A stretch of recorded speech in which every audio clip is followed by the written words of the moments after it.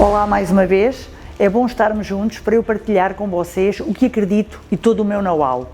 Vou-vos partilhar uma dica que para mim é super importante nesta atualidade. Quer ser um cabeleireiro de futuro? Faz todo sentido. Um cabeleireiro de futuro para mim tem que adotar 3 situações distintas, 3 pilares do qual tem que acreditar. O primeiro é a segurança. Eu quando saio de casa, eu só vou a um sítio onde eu me sinta segura. Por isso, segurança é a primeira palavra de adoção de toda a gente. A segurança faz com que eu saia de casa, escolha aquele sítio e é naquele sítio que eu me sinto seguro. Então, um corredor de segurança, higienização e a palavra segurança tem que predominar em todo o momento. Segurança. A seguir, confiança. Porque eu só vou a um sítio entregar-me se eu confiar no profissional.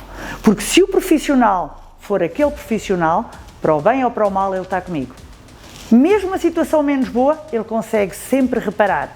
Porque a situação menos boa está uma vírgula do muito bom. E não obstante, ele resolve. Isso quer dizer que eu vou ao profissional do qual eu confio. Porque se eu confio, é ele que escolhe para mim. É ele que escolhe o meu look. É ele que está comigo. E eu no final adoro. Não espero para eu decidir. Ele conhece-me, ele sabe o meu rosto, ele está formado, ele é a pessoa do qual cuida da minha imagem. Eu quero o profissional do qual eu sinto confiança. Segunda palavra, confiança. Predomina a confiança. Ele escolhe para mim o melhor.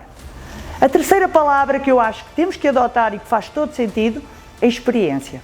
Eu só saio de casa para ter uma experiência. Porque a experiência é o que me faz viajar.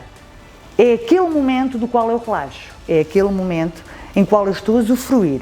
É aquele momento do qual eu quero para mim e para a minha família. A experiência. Juntar a cada momento uma experiência.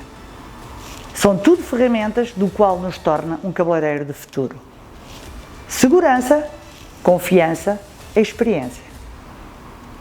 Aqui está as 3 palavras que nós temos a adotar para o nosso dia a dia. Fica a dica.